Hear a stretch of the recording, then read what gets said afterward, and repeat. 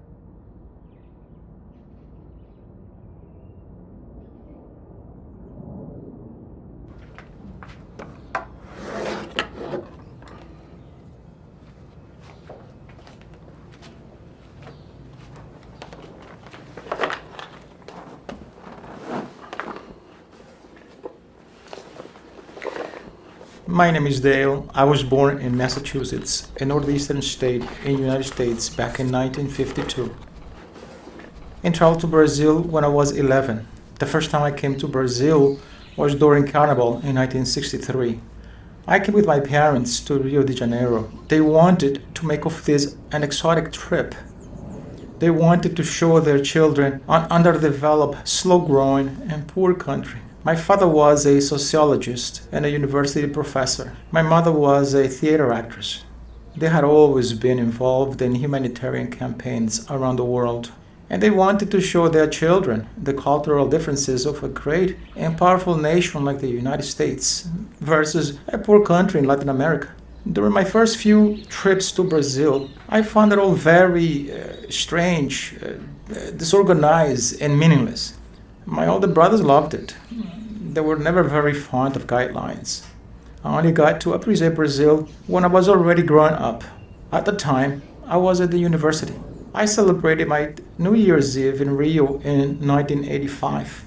That's when I realized how amazing Brazil was. I fell in love with the Brazilian sun, the people's joy, the chaos, and especially with a 16-year-old lad, a lovely carioca surf.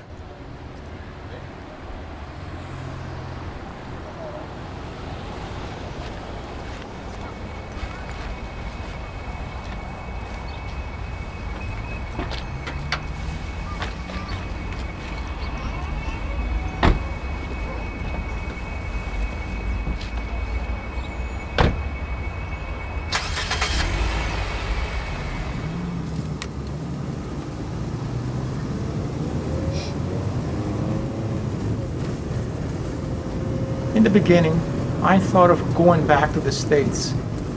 My family lives there, in New Orleans. I don't think I could live again in a conservative and hypocritical society. Here is not much different, but I prefer the Brazilian chaos.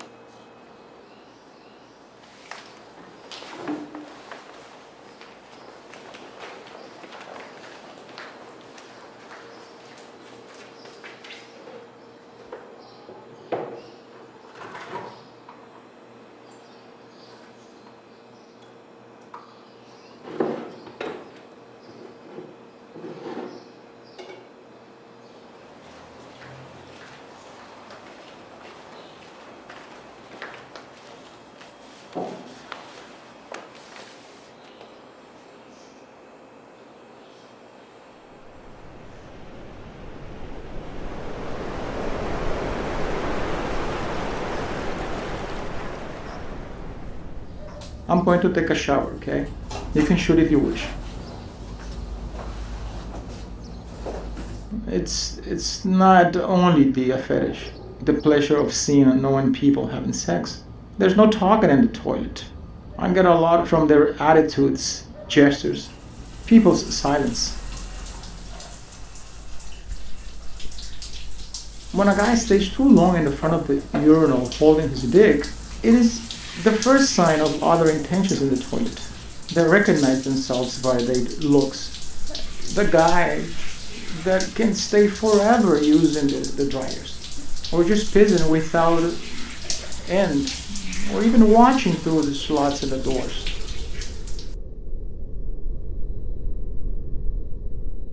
We fell in love. In less than 2 years, we were living in Recife. E por que Recife, Dale? Well, because his parents, friends, and girlfriend didn't know he was gay. He was in the closet. It was better to live far away from his family, go to live in another city where nobody would know us. We lived quietly and happy. We traveled a lot. We lived happily for 15 years until he was attacked by a shark. I had always warned him not to surf in the restricted areas, but he was stubborn. He cried doing what he liked most. I'm going to get a coffee. I'll be back.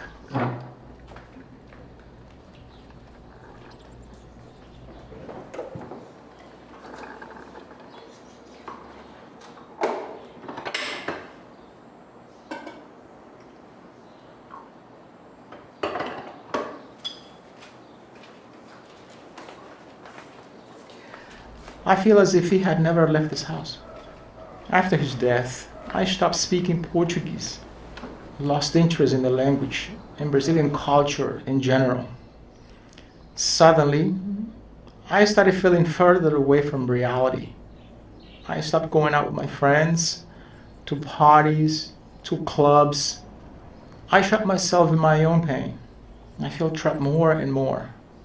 It has been 10 years since I could not open to a new relationship, to love someone. I think I've lost that capability. I thought of committing suicide. At times, I still think of it. I feel locked in. I cannot leave this house, this city, this country. There's nothing that compels me to stay, but I just can't.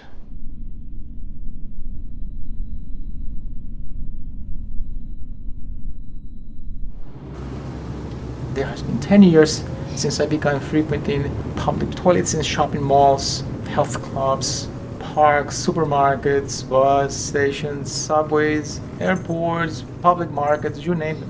I feel the loss of quick sex from unknown men inside public toilets. I like to film those moments.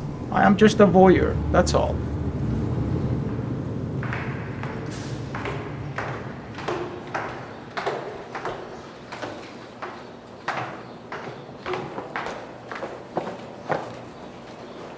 All along these 10 years, I have seen lots of things happening inside the toilets. Married men giving blowjobs to young guys, policemen, students, older men, disabled people. You have to see it to believe it. I shoot all with my iPhone, spy pen, spy keychain, spy lighter, you name it. I feel in control as a regular 007. It's easy to do it, once you get used to it. People don't even realize that all that I shoot stays with me. I have never shown it to anybody in public or even posted it on websites. We can't accuse those people of being promiscuous, perverts, or lowlife, or even judge them or diminish them in any way. This is done by people of all levels, all social classes. This happens at Mercado San Jose as well as in the cleanest bathrooms in high-class malls. On the other hand, it's not so different to go to a sauna or to a porn movie or another gay chat room or have a profile at the gaydar. And that is not gay promiscuity. Just put straight men and women together in a toilet and let's see what happens, okay?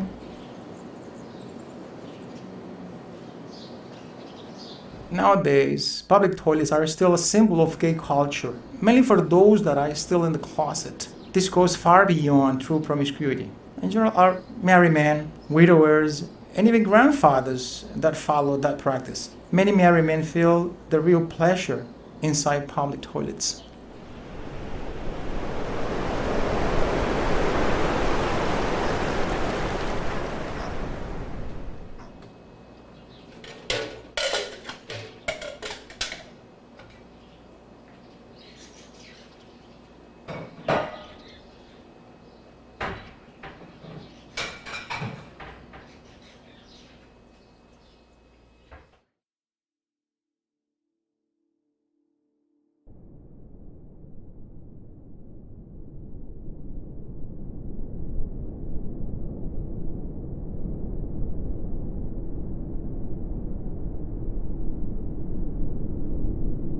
It is strange that even after all these years filming and recording, I have not been able to erase his image from my memory. And I miss him.